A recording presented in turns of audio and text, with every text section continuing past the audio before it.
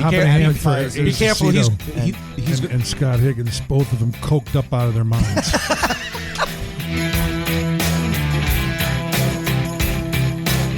Listen to you. He's down in the basement. Yeah. Oh, I love that.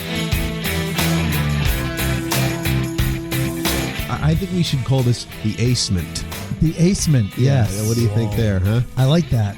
The Acement Studios. Excuse me, I'm drinking beer. Hold on a second. We usually drink bourbon on our end. Yeah, when we right. do the podcast, so That's all right. feel free to enjoy yourself. Yeah, exactly. You shoot an 8-ball if you want. We don't care, as long as it's good stories.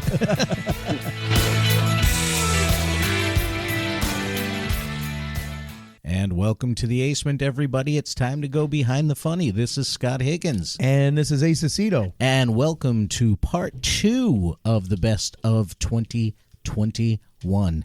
We had a lot of Best of this year. Yeah. It seems like that's all I've been doing for the past 2 weeks is listening Have back. you enjoyed your vacation? Oh, it's been great. Yeah.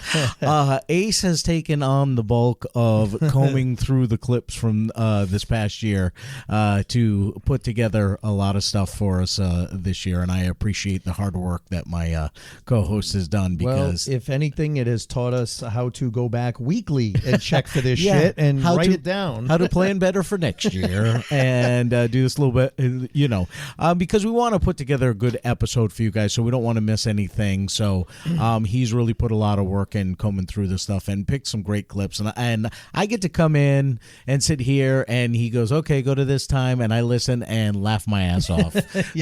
So I'm having the fun part. And this first section we're going to play for you guys tonight is one of, hopefully you guys enjoyed the first episode we put out of the year retrospective of the funny bad gigs, because that is our, we always talk, that's our favorite thing, is funny bad gigs. But another thing that we always pick up on are the one-liners. Yeah. Because they're unexpected. No, and it's just, and I know for a fact there's got to be some one-liners that I've missed that, came out and made us laugh, but there's only so much time. Exactly. But we ended last week's retrospective episode with one-liners, so we figured we would start off this week's episode with some of the funny one-liners. And when we say one-liners, you're not just going to hear one line, you're going to hear the reason why they're funny. We had to put other stuff in so that you get the context. Exactly. We try to give you the whole setup, and you'll know exactly what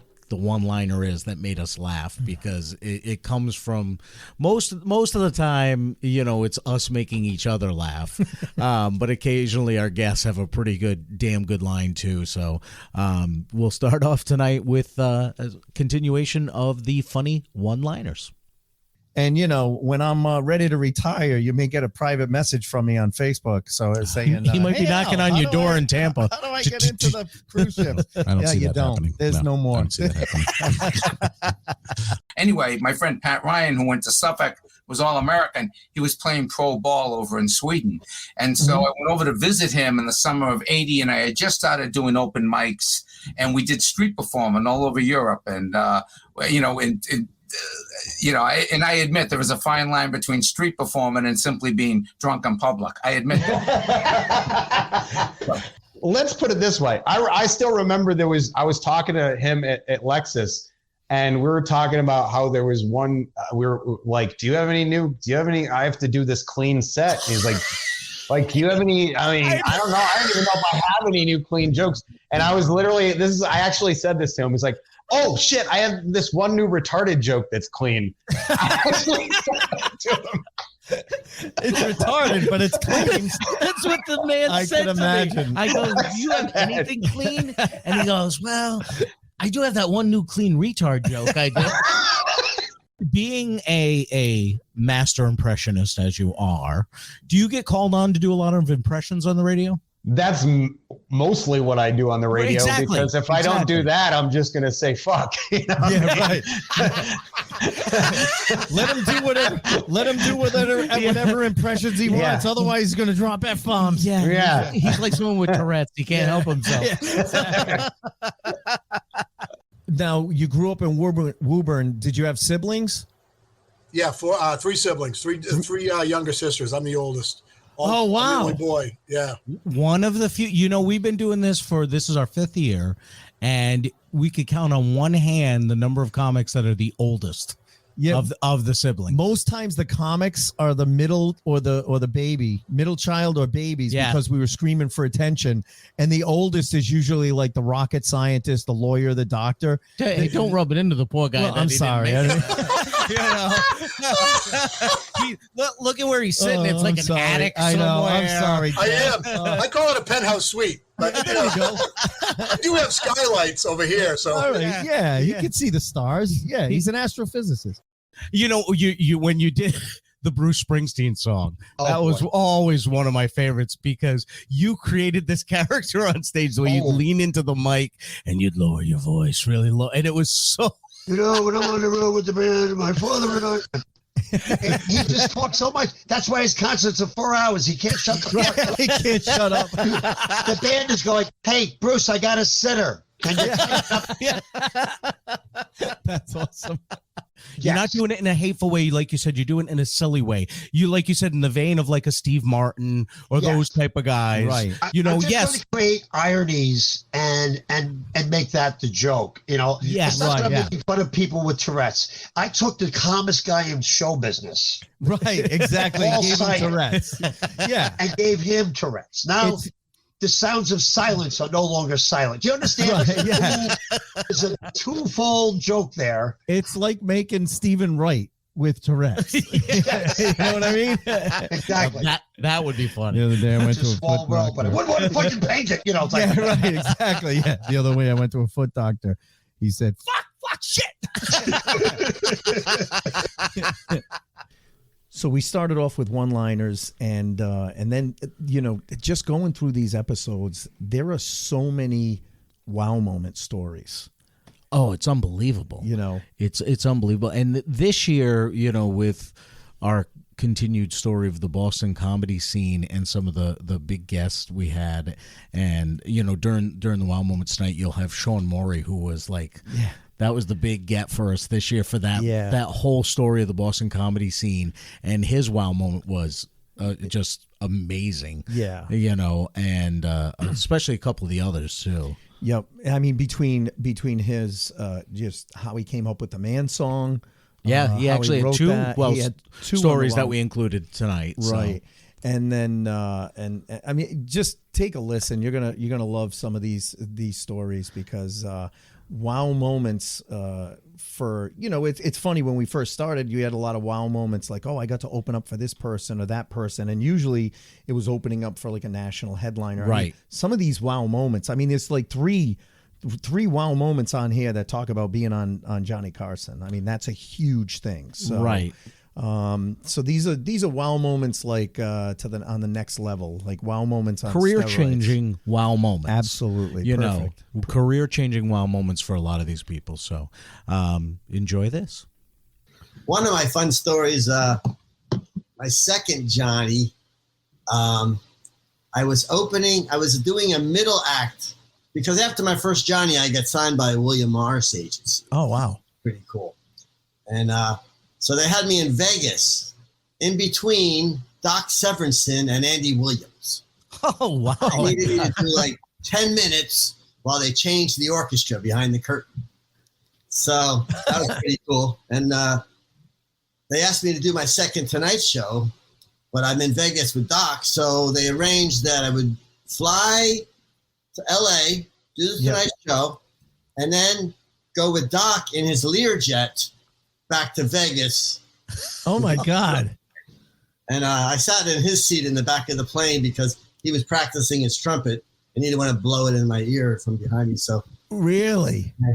Wow. Oh my God. You're in Doc Severinsen's Learjet while he's practicing on the plane. Like, holy shit. And I had Thanksgiving with Andy Williams up in the penthouse at the Hilton where Elvis used to shoot the TV and everything. Oh, wow. Oh, my God. And they're like, we can't get anything on this thing. Yeah, There's a hole in the middle of it. I would say the first Tonight Show was one of those moments with Johnny and Johnny. Bob Hope. Yeah. And, wow. Yeah. Hope was on the night you were Hope on? was on the show, yeah. Holy And, shit. and I was sober 88 days, and I was a nervous wreck. And Johnny gave me the big okay, He and gave that you was the okay. He didn't call you to the couch, but he gave you the okay. no, he gave me the okay in a big way. Yeah, it was very good. It was really good. And I'll just give you my closing joke. It was right in 1988. Ronald Reagan just left office. He just George W. H.W. Bush. The original, the dad had just been elected. So it's December. So it's in between that period of the old president and the new president coming in, and the Iran-Contra affair. Front and center in the news. And there was just an article 2 days ago that's saying between Ronald Reagan and George Bush, they still couldn't remember whether or not they had sold guns to Iran. And so I looked into the camera and I said exactly that. Between Ronald Reagan and George Bush, they still can't remember whether or not they sold guns to Iran. Mr. President, with all due respect, in the future, if you sell guns to people that take Americans hostage, jot it down. The place went crazy. Yeah, the place went crazy, and it was a great joke. And so that was a really beautiful moment. I get a phone call from Joey Cola, and I answer it, and I go, hello? And Joey goes, your ship has come in. Your ship has come in. Your ship has come in. And I go, what? And he goes, your ship has come in. And I go, what's up? And he goes, there's a show. Dr. Oz. Have you ever heard of Dr. Oz? I go, not really. He goes, well, they need a warm-up guy. They called me. Joey is the king of warm-up, which you guys. Yeah. And he was doing Martha Stewart's show at the time. And they wanted him to come over and do Dr. Oz. He didn't want to leave Martha. So they asked him to recommend somebody. He recommended you. And he goes, we're going to go in there. I'm going to show you how to do it. Blah, blah. I had backed him up on a few shows, but I really hadn't done much warm-up. Right. I was so jaded. I go, I can't talk right now. And he goes, well, when can you talk? I go, give me like 40 minutes. And he goes, who gets told their ship has come in and they can't talk? For 40 minutes. Right. Oh, my God. This was never going to happen. This was just another bullshit thing that was never going to come through. And they were probably going to, Oprah probably knew somebody and they get that person or whatever. So I never for a minute believed it. Now, he got me this gig, and warm-up's really changed since then. I kind of feel like I was the last one where it was his recommendation and I got the gig. But now most shows have a comic come in for a week, then another comic comes in for a week, then another comic comes in. It's so fucking crazy the way they do it now. You know what I mean? But back then, Joey said, this is the guy. So Joey was going to do the first show, and then I was going to do the next show. And Oz, it's a great story. We went in the day before to watch rehearsal. And Joey did the first show, and then he threw me to the wolves for the second show. And I did the whole season, 2009, 2010. And Dr. Oz came up to me at the rap party for the first season. He goes, do you remember that day you and your friend were in the audience? And I go, yeah. And he goes, I asked somebody what you guys were doing, and they said one of them's going to be your warm-up guy, and the other one's showing him how to do it. And Oz said, what's a warm-up guy? He didn't even know what a warm-up guy was. Didn't even know? Yeah. And because he had mostly been on Oprah's show, and Oprah didn't have it. Yeah. So he told me, and I found out later it was true. They shot the first day. Joey did the first show. I did the second show. Oz went into the post meeting and said, we got that guy, right, for warm-up. We got the guy. And they went, no, we got the other guy. And he went, no, that's what I mean. And they go, no, we got the other guy, meaning me, because Joey was so good at it, Yeah. And Oz said, who did the second show? And they said, that's Richie. And he said, is that the guy that we have? And they said, yeah. And he goes, that's the guy I want. And they said, why? And he said, because I don't know what I'm doing, and neither does he, but we're going to figure it out together. Is there a place that you've ever worked where you're like, holy shit, I can't believe I'm standing on this stage? Well, that one is kind of easy. I mean, it was still, again, early on, the ESPY Awards for ESPN. Oh, wow. You got to do those? Well, they were at Radio City, and John Goodman was on Roseanne. He was a big star at the time, and he was the host. And they decided they wanted to have a comic do the warm-up for the ESPYs. For the show. So I was at Stand Up New York, and they had auditions, and I went up, and I had like a lot of sports material, talking about the old like Bobby Hull hockey game, the tabletop thing. I used to do it like an impression of the player, all that shit. Yeah. And I got the gig. So, it's like, Saturday night comes and I'm on stage at Radio City Music Hall, and the biggest club I had played up till then was, Stand Up New York or somewhere with 100 people. Yeah. So you're looking at screens on the side. You see yourself 60 feet high. Like, holy shit. But as a gig, it was the absolute worst, because I'm on, say the show starts at 8:00. I'm up there at 7:45, and it's all athletes and celebrities coming. No one's paying attention. They're all saying hi to each other as they're coming in and they're greeting like that, each other. right. Yeah. And the people up in the balcony were regular people. So they're kind of listening, but you're not getting anything, right? Yeah. So 15 minutes, I end. And then Jon Stewart, who I knew, he was just a comic at the time, but he was writing for the monologue. Yep. So I came off, and he just looked at me and gave me a hug, and he was just like, dude, that was the toughest gig I've ever seen. He goes like, nobody was paying attention. No one. Right. So I'm like, fuck, that was, and anyway, they have some kind of a montage opens it, and John Goodman comes over to me. He goes, hey buddy, I have a tent backstage. This time he's like, he's the biggest he's ever been.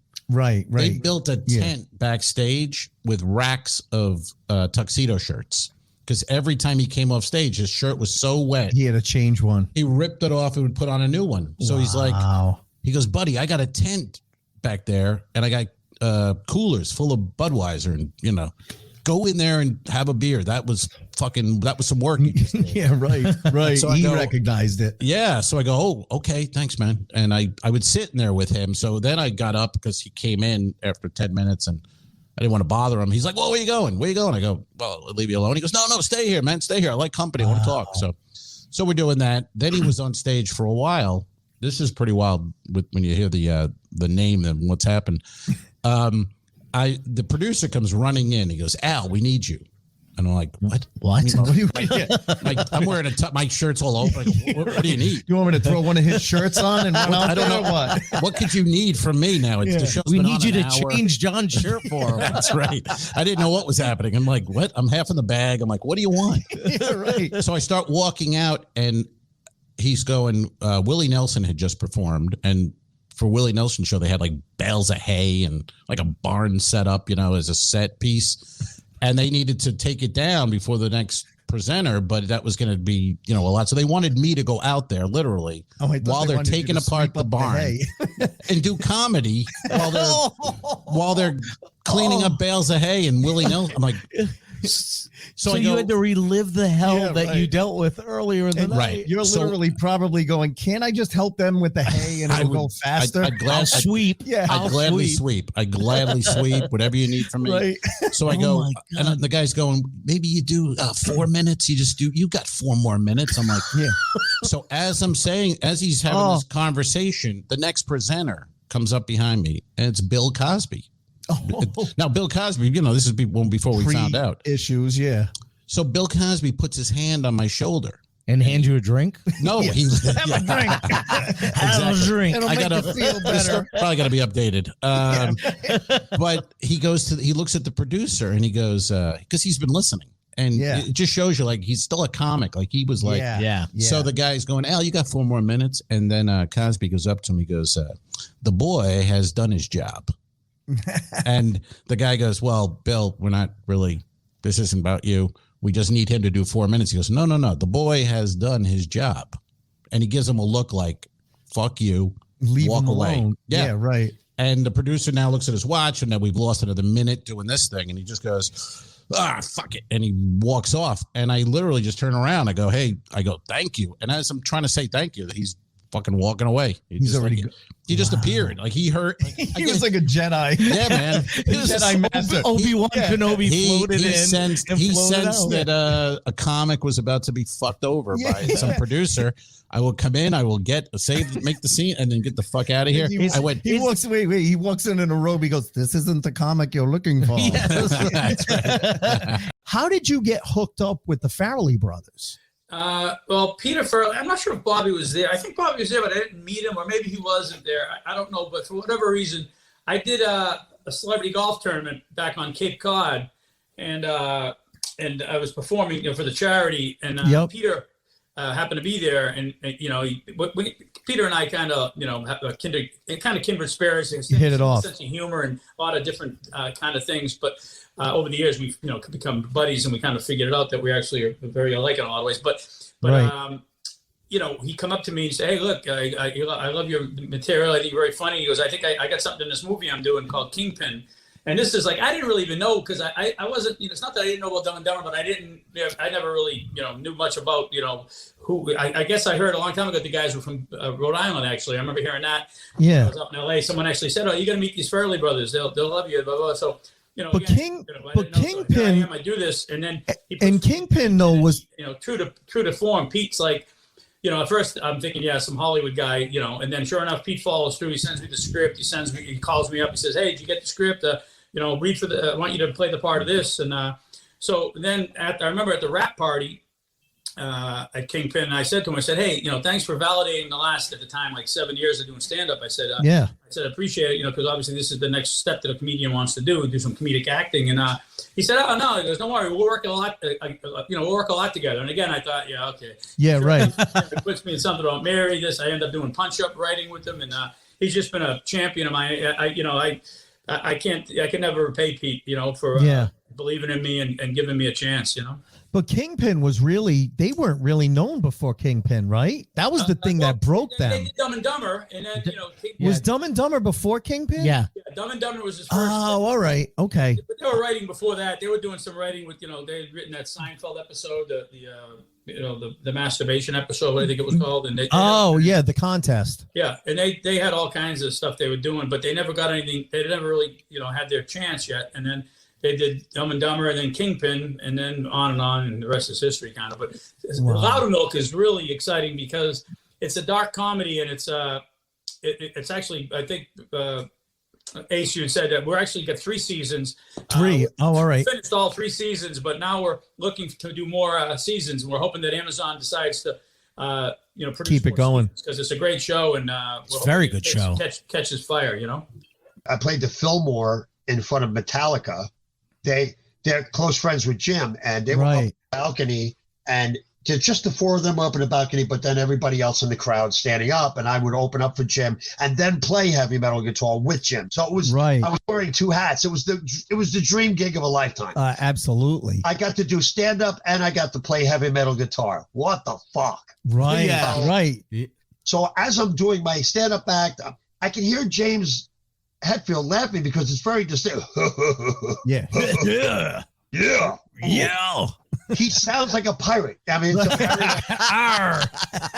yeah, Mikey. So now I got to play heavy metal guitar in front of this motherfucker. Oh, him and Kirk. I'm sitting there. I feel a little bit of pressure at the Fillmore. Okay? Yeah, I can imagine. Yeah. But all I did was I just said, you know what? We're just having a goofy time up here, and they don't expect much of them. No one's looking for you to be a technical genius. Yeah, they're not looking me to be Eddie Van Halen or anybody that special. Right. So I just let it go and had a great time, and then I got to hang with Lars in the tour bus, and it was just amazing. And then we played Metallica Icon on MTV. That's also one. We played If You're Happy and You Know It, Clap Your Hands. Metallica. That's right. I think I saw that. James and Lars sing to their kids as fathers. Yes. Right. Yeah. So if you're happy and you know it's clap your hands, and the crowd reacted like it was one of their songs. Yeah. Ooh, yeah. it out of the park, man. We had one shot to get it right. Yeah. Everyone else was playing Metallica music because it was a tribute show. Right. So you guys just changed it. Goes, I can't play their songs. Right. So he came up with this great idea, and we just modernized and heavy metalized the "If You're Happy You Know It," and it was great. And our final section tonight, we put it into 3 sections, but this last section is a longer section because it's a compilation of just a stack of stories. Really, really good and funny stories, and they're kind of all mix. Over the place. Well, I mean, we even start with, we normally do a commercial for our bourbon that we're drinking every week, but we had one guest, Dave Russo, who actually somehow 3 different times during his episode, got in a plug for Fulcino Vineyards, 1 hour north of Boston and near Nashua, exit 3 off of Route 3. Yeah. And it's funny how he kept plugging it in. And I like how you started joining in with him. I started doing it for him. At the end of it, it was so perfect the way that worked out. So yeah, I mean that's a quick hit, but then there's some longer stories, but just amazing and funny stories. Yeah, and you know what? You made a good point as we were going through these. This is called Behind the Funny. So some of the stories are just what goes on behind the scenes. And I believe it was Al Romas' story of him having to kind of like almost reprimand an audience and explain to them how to be an audience. An audience, yeah, exactly. Is a great story of how comics have to approach things sometimes to do their job. Exactly. We don't just walk out and start being funny. Sometimes we have to make it work for everybody, including the audience. Right. We have to, almost like a classroom of children, explain the rules to you to make it work. So there's some, peek behind the curtain stories here too. And I love the last story that's on here because you've been telling the story about the nudist show that you had to do.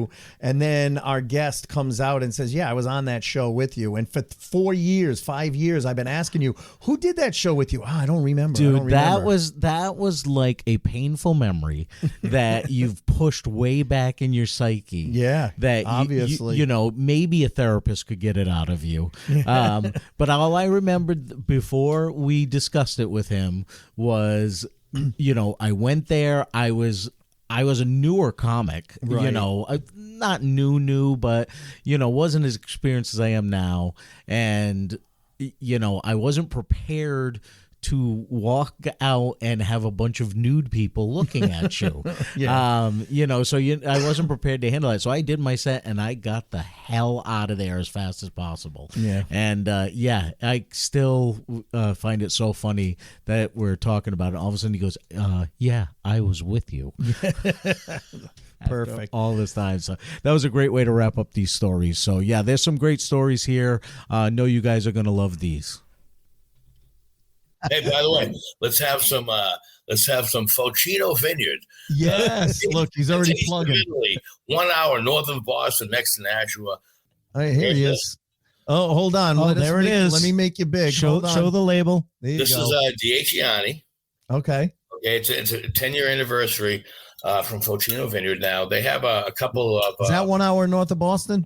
1 hour north of Boston, taste of Italy. 1 hour north of Boston, next to Nashua, right next to Nashua. Exit 6 off of Route 3 North. Well, that's because tonight's podcast is brought to you by Jefferson's Whiskey and Fulcino Vineyards. 1 hour north of Boston. Next to Nashua. Next to Nashua in Hollis, New Hampshire. You got to let them know they got a lot of free advertising. Yeah, right. Well, I tell you what, we're definitely going to share this. I enjoy doing the podcast now. At the beginning, I didn't so much because let's be honest, guys. We let us know. I try not to. I trust you. I trust both of you.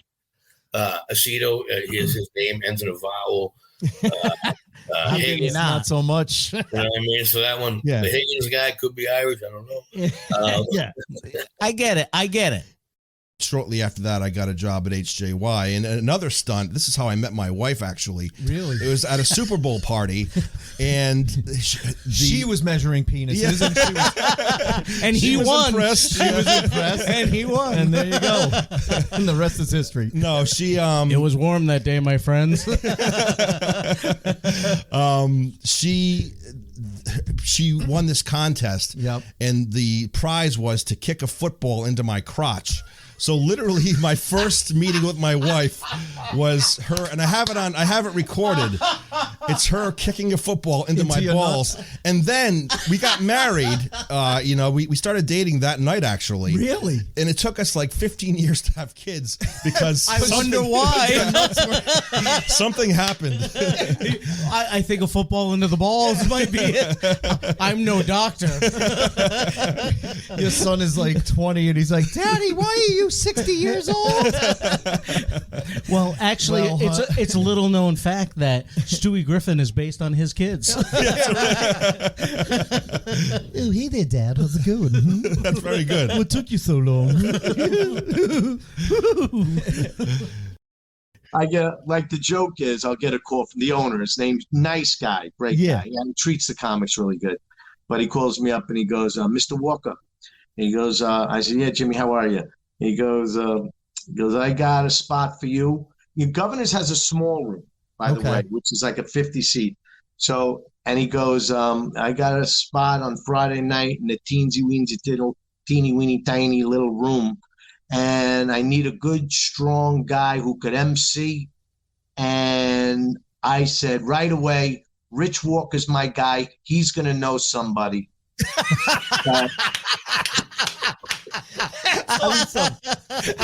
Like, they think so little of you, like, especially if you're local. You know? Oh yeah. It's always toughest to get moved up in your home club. Is there anything worse than two? The word two, like when they're walking out of the show and they go to the headliner. "Oh, you were great," and then they go to the feature. "Oh, you were absolutely hilarious." And then they look at the host, "And you were good too." Yeah, you were good too. I talk about that in my act, how people say weird things. That's one of them. But I go through a list, and I love this guy that comes up to you after the show. And he comes up to you when you're by the door, and he goes, "Hey, I thought you were funny." Like nobody else did. I actually did a nursing home, and a woman, she was 95 years old. And I was the surprise in the nursing home. She thought she was getting a stripper. She didn't know. So she was disappointed on two different levels. Yeah, right. Now, I'm doing this. By that time, I'm doing it like 23 years, working hard on our craft. And she comes up to me after the show and she goes, "You'll find something." Maybe she thought she was talking to the stripper. Yeah. In all fairness. Yeah, maybe she in thought, all fairness, you'll Rich. find something, meaning maybe her roommate. For the audience who's only listening to this, Rich just picked up a notebook and a pen and started taking notes. I'm just saying. She thought she was That's awesome. I like that. And I'm laughing. You guys are you guys sponsored by a bourbon company? Well, we wish we were sponsored. We're negotiating. We're negotiating with them. We you know what? We honestly drink it just because we enjoy the product itself. Yes. We like the product, but Scott reached out to them and said, "Hey, we talk about your product all the time, and we've had some of our listeners write in and say, 'Hey, I tried that stuff. It's really good.'" But they were talking to us for a little while, and then it just kind of the trail went dead. So, but that's all right. We're fine with it. No, but for some reason this thought came to me when you said that. I had a buddy that got sober on a tour that was sponsored by Jameson Whiskey. Really? Yes. He goes, "They're sending cases to my house, and I'm just giving them to the neighbor going, 'Hey, I can't drink this. I can't.'" In the middle of the tour, he decided he needed to stop drinking desperately. Right. And but it was like the funny, like he would call me up and go, "I can't believe I got to do this." Like, so and he goes, talk about it. Right. I said, talk about testing your fortitude. Yeah, right. I know. Well, he had to walk out stage with a Coke and pretend there was Jameson in it. Now you still obviously do stand up as well as your writing gigs. Do you have a separate set that you do for that stuff, or do you use the stand up to work your stuff for your day job? No. I very early on decided, because I had been writing topical jokes for my act, and I realized I didn't want that thing of, do I keep this or do I give it to him? Do you know what I mean? Right. So I made a decision. It's like, okay, I'm going to give him all the topical stuff, and I'm just going to write personal stuff for me. So I lost about 25 minutes when I started because I was like, all that first 25 minutes of if I'm doing 45 minutes or 50, that's all gone now. And I had to build it back up again. And it takes a long time. Right. Especially if it's evergreen, Yeah. But no, I would just do a set about my life. And what would happen is on Conan in New York, sometimes a guest would cancel or miss their flight or something, and they'd be like, "Get out there," Oh, so really? I had a suit in my office, and of the 12 times I did it, only once did they say, "Hey, can you do it?" Did they give me a date? Really? Every other time was last minute? It was, "Hey, can you do the show tomorrow?" And it's like, and I remember saying, "Well, I've only got 2/3 of a set," and they're like, "Okay, well, you'll be the second guest." And you're whatever, writing jokes on the train that night to do on TV, where it's like, I hope this works. Wow. Yeah. Meanwhile, anyone else being called on a Conan was working their set for 10 years to get to Conan, and you're having to write it on the train the night before. God. That's crazy. Yeah, it was really insane. Oh my God. And you really wanted to do well because you worked there, and you had to see people in the hallway the next day. You didn't want people avoiding. Yeah. Can you imagine being in the writer's room and you go on as the comic and bomb? Yeah. That's the worst case scenario right there. And I thought the whole country was going to have the same political and comedic sensibilities as people from Cambridge and Somerville. Shocking. Yeah, right. And you know what? So you mean they don't agree? They really don't. Yeah, they don't agree with me in Texas. Boise, Idaho, things differently. Yeah, right. Who would have thought? Exactly. Now, as far as you guys mentioned, we talked about the Man Song. Yes. How did that come to be, the big hit that it was? I mean, was that something you were doing as part of your act? Was that something just that... a little bit. I just was a little bit of my act, but I used to do the Bob and Tom show a lot. Yes. Yep. They're out of Indianapolis. Yeah, huge radio show. Huge. Now they're nationwide. And they were just in Indianapolis at the time, but I used to do a little song every now and then on there. Whenever I did the comedy club in town, I would do their show. Mm-hmm. And I wrote the Man Song one day. Just came right out. It's not even my best song, but it was my biggest hit. Yeah. And it just took off like crazy in Indianapolis. And Tom said, "You gotta record this," and he produced it. Yeah. And then what did they do? They sent it to other radio stations? No, I did. You did? Okay. It became real big in their markets. But then he produced my first album, and I hired a full-time employee to send it out and hand it, because it took off so fast. Me and my wife at the time were taking phone orders for CDs, She was supposed to do that, but the phone would never stop ringing. Remember CDs? Oh yeah, I got a whole right in this closet right next to us. I have about 800 out of the 1,000 CDs that I ordered of my CD. I know. Yeah, I should just give them away at shows for coasters. I only ordered 300 when I recorded mine. So I ordered 100. I'll send you a copy. I ordered 100 and I went through the 100 in 6 months. So I'm like, well, I got to get 1,000. And then CDs died. I can relate. Yeah. That's exactly what happened. Yeah, exactly. But when we were answering those phones, I had to come in and answer the phones too, because it was like every time the phone rang, you made $15. Yeah. Right. Yeah. So we couldn't handle it. We couldn't eat. It was just nonstop, the phone ringing off the hook. So we hired a couple employees actually. Yeah. Good times. Think like I about said, that. You have 800 CDs still in your closet. He had to hire employees to answer phones. I could hire employees to go sell them on the street for corner. CD sales. Those guys that beg at the end of the off ramps could be selling my CDs. You know, Donate money for food. I'll give you an Ace Aceto CD. Yeah, exactly. That's yeah. All right, let's not, because I'm going to start crying. No, so but I just remember, so in the Rhode Island market, 94 HJY was the rock station, and Paul and Al, who have been the morning show here for 35 years, I think. They just celebrated their 35th anniversary.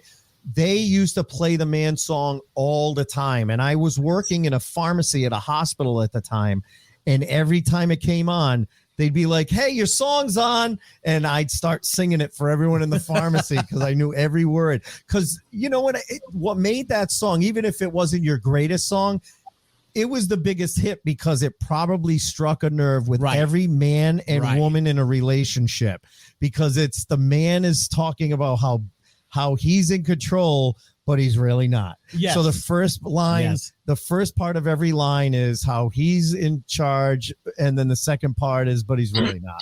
And that's what was great about it. So it struck a nerve with people. I had that first line for a few years. Really? Yeah, I don't take no crap from anybody else but you. Yeah, you know. Yeah. I told you I used to sing it all the time. So then I don't know how I thought of that, but then I was like, that's funny.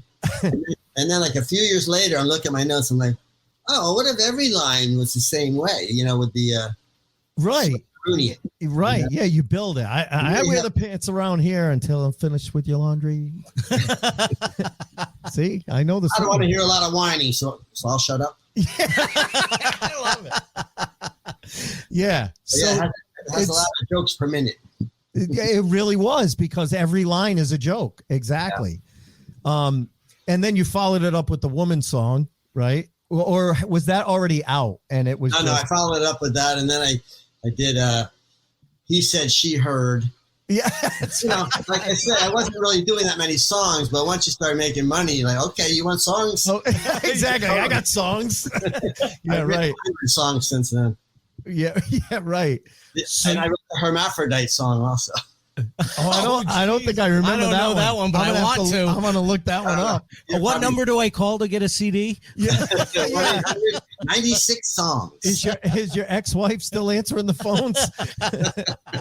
She wishes. Yeah. For the money. Now, have you always been high energy right from the beginning? Has that been just who you are? I would say you develop that? I developed it maybe a couple of years in, maybe about a year in. Yeah. I remember what happened was one night I was dealing with an awful crowd, and I just fucking snapped on stage and went like all crazy, and they loved it. They were laughing their asses off, and I'm like, you know, this is I could do this again. This is right. And I started performing like that, and it just kind of stuck. Yeah. I mean, I think there was always a Chris Farley influence there. Yeah. Where because I was really fat when I started out, and he was kind of my idol, you know. I mean, it was this big fat guy, but he has all this energy, you know. And I was like, fuck, like that's amazing. And I think I definitely latched onto that a little bit. Yeah. Yep. Because I remember the first time I saw you, it was a Wednesday night at the Connection in Boston. And you invited me up to see you, and you went on, and that was one of those nights where everyone's doing like 7 or 8 minutes, and you just went on the stage like when they announced your name, like a ball of fire, attacked for 7 minutes straight, and came off. And I'm like, this guy's sweating after 7 Oh yeah, minutes. dude, I sweat my ass off on stage. I still do. Do. I mean, and that was also the same night I saw Don Gavin for the first time. Yeah. So that was an amazing night. That was the night that I was like, okay, he's right. I got to go try this. I just always tell people, don't judge a book by its cover. And in a world where we're constantly making assumptions about each other by our appearance, that's the world we live in. Nobody would ever guess my background. So I'm half Colombian and half English, half Latino, half white, fully bilingual. Grew up in Colombia, Puerto Rico, Venezuela, and I look so white that when I speak in Spanish to Latinos, they'll answer me in English like it was a lucky guess. Like, you know how they say that if 100 monkeys typing at 100 typewriters would eventually put together the complete works of William Shakespeare by accident, by random, it could take eons, but it's a fact that mathematically would happen. I just vomited, again, a coherent sentence in Spanish with specific regional dialect, and people still think it was a mistake. You know, I'll be like, tú sabes la hora, tú tienes la hora, ¿qué hora es? ¿Tú sabes la hora? Yes, it is about 8:45. And I'll be like, are you kidding me? I thought it was like the monkeys. And you have. It's not like one of us saying, ¿qué es la hora? No. No. Exactly. He's actually it's saying not it like the right I way. took Senora Greenberg's AP Spanish class. Yes, exactly. Where she's teaching the kids that red in Spanish is rojo. Rojo. Yes. And you say, no, I mean, I'm legitimately speaking Spanish like I'm speaking English to you. Right. So imagine me asking you something in English, like why would you choose to answer me in anything else? Right. But that, and what's weird is over the course of time, and I've been in the States for 35 years. Yeah. I started falling prey to what Americans do, which is another thing that I've noticed. And I'm an American. I've got my passport. I served in the National Guard. I'm American. Did not vote for Trump, but I'm American. Yeah. So you're American, not American. Yeah, that's American. I always joke around about different captains on cruise ships and what they'd be like, and George Bush comes to mind as being just like lost on on the ship. Has anyone seen my cabin? This cruise ship. That's what it is. It's a vessel. It vacillates. Which way's the front? Let's follow the fish. And then during the election, I made fun of when Bernie was running back in the day. What would he be like? Why should the captain decide what port of call to go to? Why should less than 1% of the people aboard this ship decide what port of call to? I'm going to start a revolution. Well, you, the passengers, decide what port of call to go to. And so between the characters and all that, it's all in my head. But the fact that after 35 years of being in the States, a lot of Americans, because Americans for the most part only speak English, they hear somebody with an accent and they change their accent to sound like them. Yeah. And I started doing it myself also. But then I started doing it before hearing the accent. So case in point, a year ago, there is this Chinese woman, again on a ship back when we were all working on ships. Yeah. Warming a bottle of milk in a like a hot bowl of water, a bowl of hot water. And I walked up to this Asian lady, and of course I went, "Are you warming the milk for your baby? Is that what you are doing? Are you warming the milk for your baby? How old is your baby?" And she answers, his name's Dylan. We're from Austin. He's 2 years old. Say hola to the light-skinned Latina, would you? That's awesome. No, and just like you always say, don't judge a book by its cover. Don't judge a book, and that's exactly what I did. Well, and you've mentioned before, look at your own family photos, because you have how many siblings? I've got 3 siblings. We all turned out different. So combine a 5-foot-tall Colombian mother with a taller stiff upper lip Britishman, and you don't know what you're going to end up with.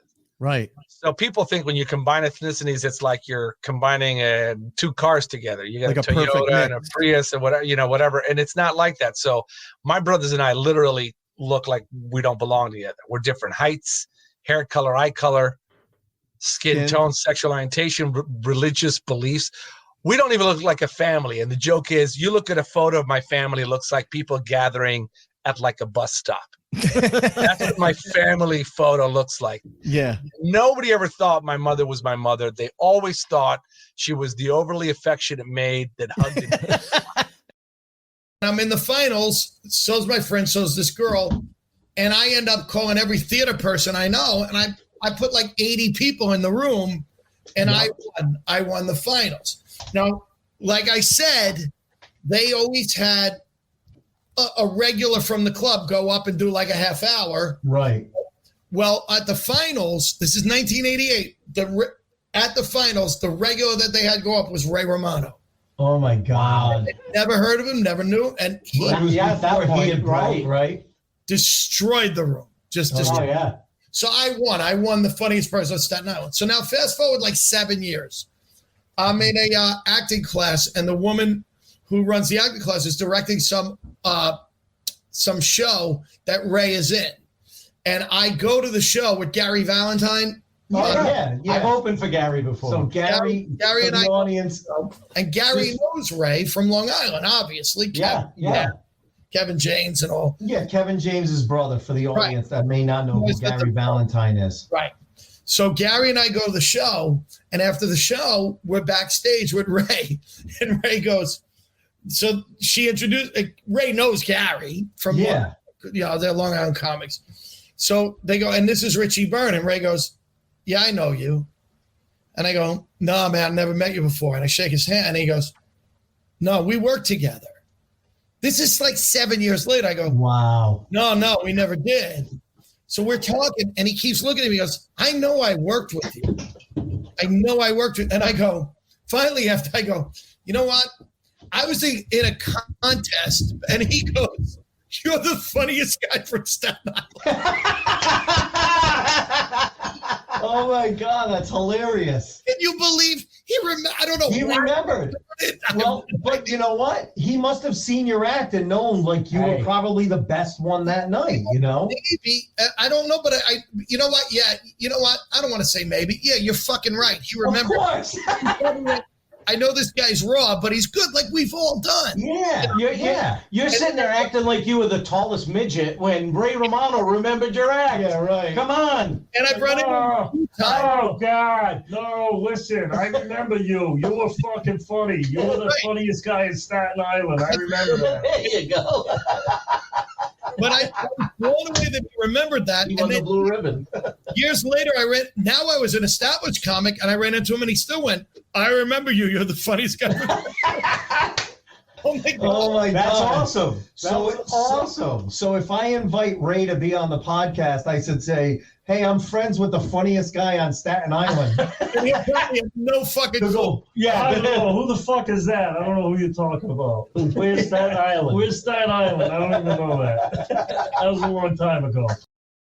Well, and it's because of your Christopher Walken that to this day, when there's inclement weather, I go, fucking rain. Fucking rain. That's a true story. My friend working for UPS all those years, and he never met him. And then the one time he meets him, that's what happens. Is that what he said? If you don't mind. Yeah. Can you tell the story? Because I love this is not a bit. This is just a Christopher Walken story. Yeah. So he's working for UPS, and Christopher Walken and Georgie Walken, she that's his wife. She's a casting agent. She's a casting agent for The Sopranos back in the day, and a casting agent in general. Lived in Weston. I still think they live in Weston, Connecticut, right near Wilton Weston line. And he delivered to them for like a year. Never got to meet Christopher Walken. The closest it ever got was when the garage door would open up to just reveal his slippers, because he wears a robe and slippers all the time. Yeah. And he'd have conversations through the garage door. Place the package underneath the garage. Thank you. And forever it was the same thing. Just slide it place under. the package underneath the garage. Thank you. But once he needed a signature, there was nobody else at the Walken residence. So he's arguing with Christopher Walken. Well, normally I love Big Brown. The guy just slides the present or the package on the garage, and we say enough. But he has to meet him. So He goes to the front door. He's going to meet Christopher Walken. The anticipation is killing him of what he's possibly going to hear coming from his idol, back from the Deer Hunter days and even before then when he was a dancer, before he was an actor. He loved Christopher Walken. He's like, what's he going to say? And it's starting to spritz, and the door opens, and he hands Christopher the thing. This was pre-COVID. You could sign shit. Yeah. And the only thing Christopher Walken says to him as he's signing is, fucking rain. And then that's it. Closes the door. Not anything else. And you know what? He didn't fuck it up. Whenever you meet your idol and you have a conversation with them, they fuck it up. But it was funny because so I'm standing at the merch table with Craig afterwards, and a girl I went to high school with who is frankly kind of a bitch to me in high school. Oh, this is a great moment, right? Hey, well, she came up and oh my God, Shea, do you remember me? Yeah, I remember you being a bitch. First of all, she totally said this. Listen to, I've just performed in front of 1,000 people, and this bitch says what I'm about to say. She goes, oh my God, I can't believe I just saw you on that stage. It's amazing. And I was like, oh, thank you. Yeah. Yeah. But she goes, I'm so relieved. I was so worried about you. And I was like, I'm sorry. What the fuck? I thought you were going to be a crack whore under Route 93 South. Oh, no, it's better. She goes, we're Facebook friends. So she goes, well, we're friends on Facebook, and here I am. I'm about to get married. We just bought a house, and I see you you just seem to be going all over the place and always hanging out in bars with middle-aged men. Oh my God. What the Are you kidding fuck? Me? Seems like a really sad existence, but now I see you here doing this, and I'm like, well, this is good too. Wow. Okay. She was a bitch. She's oh my still God. a bitch. She's still a bitch. I was like, oh, so glad you don't have to worry about me anymore. I hope you get left at the altar. Yeah, right. I hope your husband cheats on you 6 months in with your bridesmaids. Oh my God. By the way, I blew your husband in high school. Yes. Here's the clip for this week. I blew your husband in high school. That's awesome. Yeah, there actually are a couple people I can say that to. One of the hottest girls I went to middle school with, I looked at her on Facebook. I was like, oh my God, I fucked your husband. I fucked the hot girl's husband. And I kept saying, no, there's so many mosquitoes here. Yes. I'm not taking my clothes. I'm putting more on. I said the same. I'm like, I don't want Triple E, one of these things, bite me on the balls or something like that. I can't believe he worked with you before I worked with you, and he doesn't remember it. But I've heard this story I told before. Lisa the story, and he goes, who'd you work with? I'm like, I don't remember who it was. Oh, my God. Who's that Italian guy? Yeah. Like Murray. Did you have your wank out bucket list? Did you have your wank out bucket list experience? Because I'm Irish, and I was not doing that. And then he goes, he was naked, but it looked like he had a fur coat on. You were there. Wait, Justin Gonzalez Tenor he said him naked is like a button on a fur coat. Yes. Who used to say that? I've heard that before. Justin said it the other day when we were on the podcast. I lost it. I've heard someone say that before, and I can't think of who the hell it was. Say one time it looked like a shiitake mushroom on a bed of sprouts. That's awesome. There was like a million mosquitoes, and they're like, "Are you guys gonna?" They said, if you guys feel free to strip down and wait a minute. I love the fact that like most people would just, all right, fine, just to make everyone comfortable. Maybe I'll go in my underwear and take a shirt off. Mark, you Winnie the Pooh'd it. Like you went bottom down. Oh no, that was my opening joke about my tits, but I'll show you my dick. I'll show you what I'm proud of, not what I'm embarrassed about. I'd go waist down too if I was a bucket list experiences said I definitely would have done the set naked. That's awesome. No, you wouldn't have. Do you want a mosquito bite on the head of your dick? No, exactly. Then they think you got herpes when you're with your girlfriend the next week. Well, and there was that couple right in the front, and they had lounge chairs. Every time they laughed, it just like back, and everything down below is wide open. I'll be honest with you. I mean, I couldn't eat meat and potatoes for like a year after. I was off Mexican food. I didn't have tacos for 6 months. So we hope that you have enjoyed this this part 2 of the best of 2021. We have one more part coming next week. That's how much stuff that we've been listening to and pulling from. So. Yeah, because there's no way Ace is going to let us wrap up a 2021 look back at the year without some shit from Scott-tober. That's right. There's no way in hell he's going to let that go by. We're going to have a whole section on Scott-tober and some clips from that. Because he booked the whole month out this year. I'm proud of that one. Yeah, he and even the surprise guest that I didn't know about ahead of time. So who want to come back next year. Yes. So that's going to be great. We I made 2 new friends. So tonight was a fun one. Some great stories, and next week is going to be more of the same and some interesting stuff, and we'll wrap up our look back, which we always enjoy doing for you guys, and hopefully you guys enjoy the look back as well. And please, if you could take the time, help us out with a 5-star review wherever you download your podcast, wherever you're listening to this. Just take a moment, hit that 5 stars, and a quick sentence or two about what you like about the podcast. Yeah. It's a great way to help us out, especially if you've been listening every week and enjoy it and just haven't had a chance to listen. Take some time. It literally will take you 2 seconds to go on to Apple Podcasts and leave a 5-star written review. Doesn't have to be that involved. Doesn't have to be a paragraph. Just very quick, what you like about the show. Exactly. And that just helps us out a ton.